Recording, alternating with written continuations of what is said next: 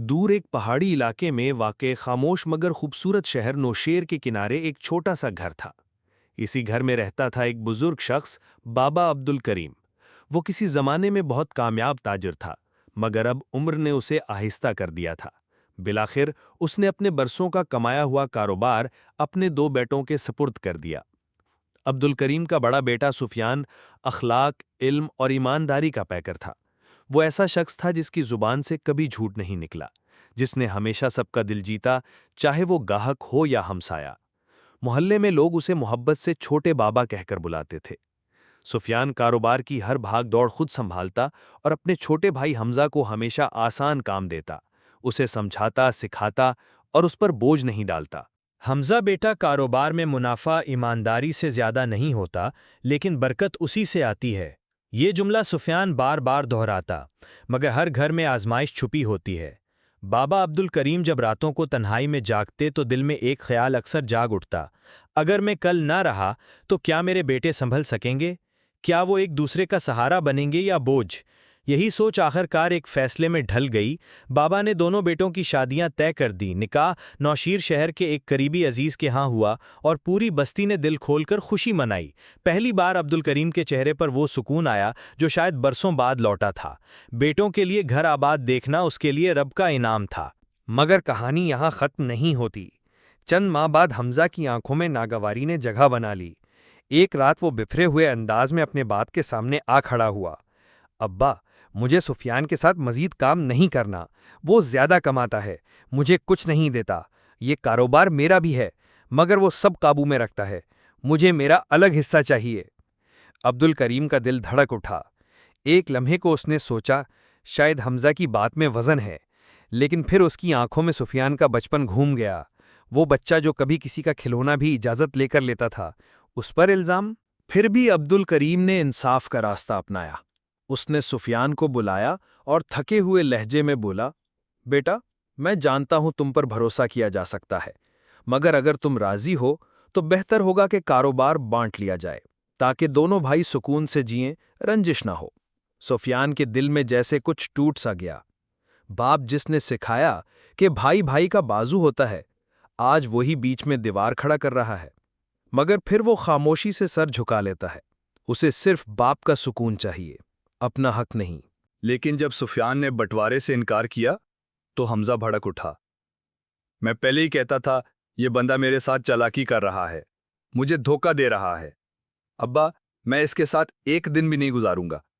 جو کچھ ہوگا اب الگ ہوگا۔ اصل کہانی کا زخم تب گہرا ہوا جب عبد الکریم نے دونوں کے درمیان خاموشی سے کاروبار بانٹ دیا۔ لیکن کسی کو اندازہ نہ تھا کہ حمزہ کی اس ضد کے پیچھے صرف اس کی نادانی نہیں، اس کی بیوی کا لالچ بھی چھپا ہوا تھا۔ مگر کیا قصور صرف عورت کا ہوتا ہے؟ جب مرد خود عقل سے پیدل ہو جائے تو کوئی اسے بہکا بھی سکتا ہے۔ سفیان نے پھر بھی آخری بار حمزہ کو نرمی سے سمجھایا: بھائی، کاروبار کا پورا حساب کتاب موجود ہے، ایک پیسہ بھی ادھر ادھر نہیں ہوا، تم جب چاہو دیکھ لو۔ مگر حمزہ کی آنکھوں پر لالچ کی پٹی بندی تھی، اور یوں سفیان نے دل پر پتھر رکھ کر کاروبار کی تقسیم تسلیم کر لی۔ بابا عبد الکریم نے بڑی سادگی سے اعلان کر دیا: یہ آدھا کاروبار سفیان کا اور آدھا حمزہ کا۔ مجھے صرف اتنا دیتے رہنا کہ میرا آخری وقت سکون سے گزر جائے، باقی جو کمایا وہ تم دونوں کا نصیب ہے۔ یہ الفاظ جیسے سفیان کے سینے میں خنجر بن کر اتر گئے۔ جس باپ نے بچپن سے سکھایا کہ بھائی بھائی کا عکس ہوتا ہے، آج اسی باپ نے ان کے درمیان دیوار کھینچ دی۔ مگر سفیان خاموش رہا، کیونکہ وہ کسی کے جذبات میں ٹھیس پہنچا سکتا تھا، مگر باپ کی آنکھ میں آنسو نہیں۔ کاروبار بٹ چکا تھا، مگر دل نہیں۔ حمزہ کا حصہ اب اس کے اختیار میں تھا۔ وہ دور دراز شہروں سے چیزیں لا کر نوشیر کی مارکیٹ میں بیچتا، لیکن کاروبار کا علم اس کے پاس صرف ضد تھی، فہم نہیں۔ سفیان جانتا تھا کہ یہ بٹوارا وقتی نہیں، ایک نازک دھاگے پر ٹکی ہوئی آزمائش ہے، اور جلد ہی دھاگا ٹوٹنے لگا۔ حمزہ کی دکان پر گاہک آتے، مگر وہ گنتی، نرخ، حساب سب کچھ ایک گڑبڑ میں چلتا۔ مہینے گزرے، نقصان شروع ہوا۔ سفیان نے ایک شام نرمی سے بھائی کو سمجھایا: حمزہ، ہر مہینے آخر میں حساب کر لیا کرو تاکہ پتہ چلے کہاں فائدہ ہو رہا ہے، کہاں نقصان۔ کہیں ایسا نہ ہو کہ دکان کا سامان ختم ہوتا رہے اور تمہیں احساس بھی نہ ہو۔ مگر حمزہ، جو خود کو بزنس مین سمجھنے لگا تھا، ہنستے ہوئے بولا، بھائی مجھے سب پتا ہے، میں کوئی نیا بچہ نہیں، ہر سکے کا حساب ہے میرے پاس، آپ فکر نہ کریں۔ سفیان خاموش ہو گیا، کیونکہ سمجھانے کا کوئی فائدہ نہیں تھا۔ باپ عبد الکریم نے بھی کچھ نہ کہا، صرف دل سے دعا مانگی، یا رب میرے بچوں کے بیچ کا یہ دھواں شعلہ نہ بن جائے۔ مگر قسمت وہ دکھاتی ہے جو انسان کبھی سوچتا بھی نہیں۔ چند مہینے بعد حمزہ کا غرور دکان کے خالی تھالوں میں گونجنے لگا۔ سامان کم ہوتا گیا، قرض بڑھتا گیا۔ وہ جو کل تک کہتا تھا میرے پاس سب قابو میں ہے، آج خود اپنے قابو میں نہ رہا۔ لیکن اس کا غرور پھر بھی چپ نہ ہوا۔ دکان میں ابھی کافی چیزیں ہیں، آہستہ آہستہ سب نکل آئے گا۔ وہ خود کو تسلی دیتا، حالانکہ اندر سے وہ جان چکا تھا اگر یوں ہی چلا تو ایک دن کچھ بھی بیچنے کو نہیں بچے گا۔ پھر ایک دن سورج جیسے دھند میں طلوع ہوا ہو، حمزہ خالی جیب، بھاری قدموں سے باپ کے پاس آیا۔ ابا، میں سب کچھ تو ٹھیک کرتا ہوں، پھر بھی میرا کاروبار کیوں ڈوبا؟ اور دیکھیں سفیان کہاں سے کہاں پہنچ گیا، آخر میں کہاں غلط ہوا؟ عبد الکریم نے نہ کچھ کہا نہ چہرہ بدلا۔ وہ جانتا تھا یہ لمحہ وہ ہے جس میں علم نہیں، تجربہ سکھاتا ہے۔ اسی رات اس نے دونوں بیٹوں کو اپنے کمرے میں سونے کو کہا، آج کی رات میرے پاس گزارو، کل ایک بات بتاؤں گا جو تمہیں کبھی نہ بھولے گی۔ دونوں بھائی راضی ہو گئے۔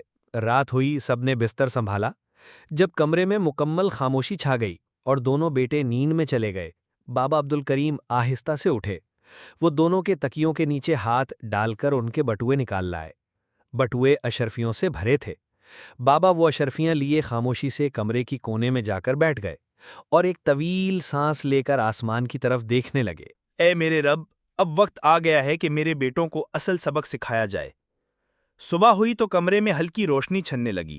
عبد الکریم سب سے پہلے جاگے، نماز پڑھی، خاموشی سے چولہے پر ناشتہ تیار کیا۔ تھوڑی دیر بعد دونوں بیٹے بھی اٹھ گئے۔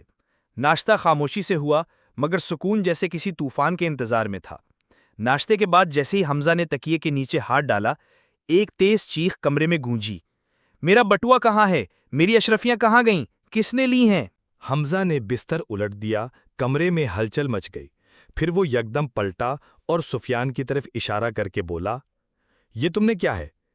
تم نے میرا بٹوا چرایا ہے، تم ہی میرے پیسے چرا سکتے ہو۔ سفیان خاموش رہا، صرف خاموش، نہ پلکیں جھپکیں نہ لفظ نکلے۔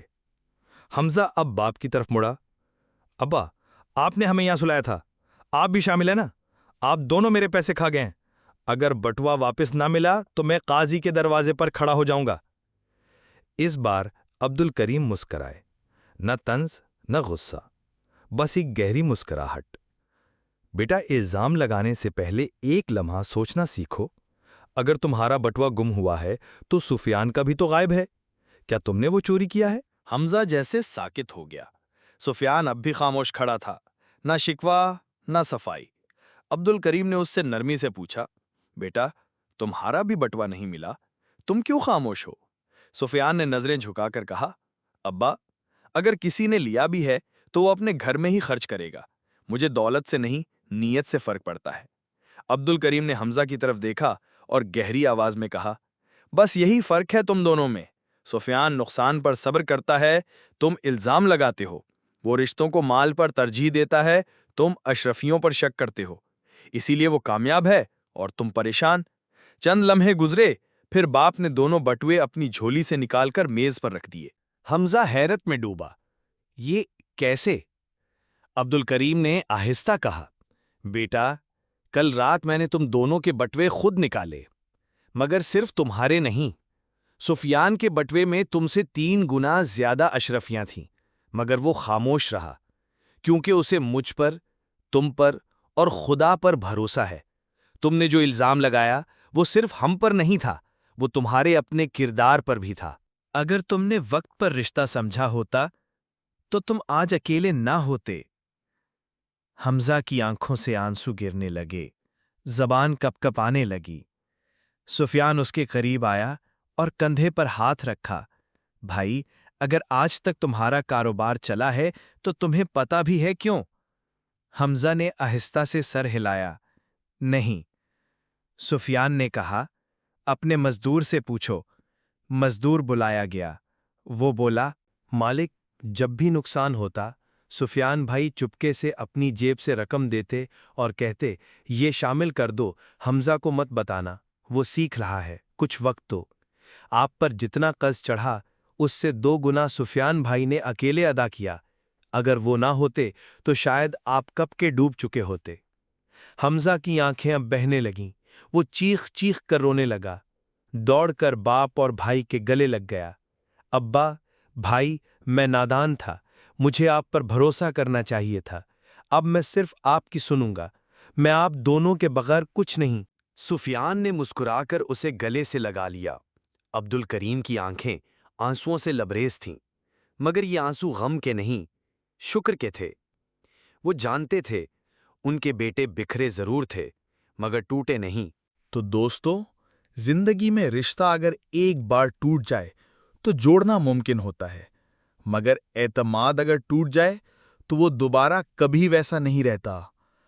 چند سکوں، چند اشرفیوں یا چند موقعوں کے لیے اگر ہم ماں باپ بھائی بہن جیسے رشتوں کو قربان کر دیں تو ہم زندگی کی سب سے بڑی دولت کھو دیتے ہیں۔